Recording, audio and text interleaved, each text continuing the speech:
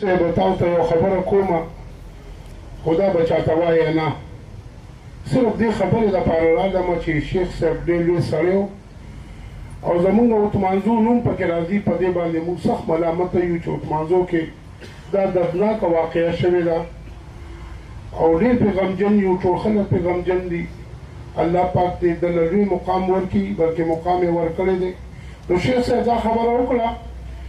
چې یاره دا خبره به پیر صاحب چاته نه کوې خو چونکې هغه وفات شو نو د هغه مرتبه زه تاسو ته بیانومه فرمایي وایي زه چې کله د بخاري شریف درس کومه نو زه چاته ګورم نه او نه درس بندومه تاسو څومره لوی سړی راشي زه خپل درس جاري ساتم یوې خوب مې لیده درس کومه یو اواز راته وشي چې ما ته وایي مولانا دا درس دې بند که په هغې باندې زه څه خیال ونه کړم درس بیا هم زما روان دی بیا راته وایي چې دا درس دې مولانا بند که چې ما درس بند کړ دا چا چې ما ته وایي چې مولانا درس دې بند که دا په خپله امام بخاري ما ته وایي چې دا درس بند که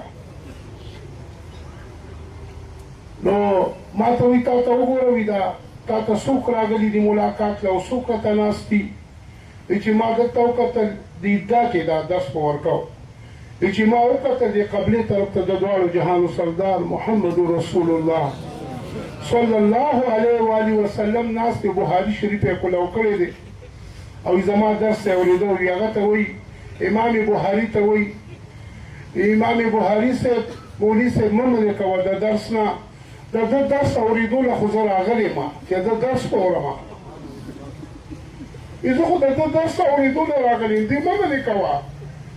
او بیا راپاڅېده وی راپاڅېده او راغی وي زه په دې ځای باندې ښکل کړم په دې ځای باندې رسول الله مبارک ښکل کړم او زما دا عادت دی چې زه کله هم د سهارې راپاڅم نو زه لامبم غسل کوم لامبم نو دا بیبي مې راغلی ما ته مولانا پاسه ولامبه کنه جامې بدلې که او دا ټوله کمره د خوشبویه ډکه وه ما ورته وایي چې بیبي نن نه لامبم 3 شپې وي سهار یې ما نه وي لامبلې زما د دې ځای نه به خوشبو تله دا لویه مرتبه الله پاک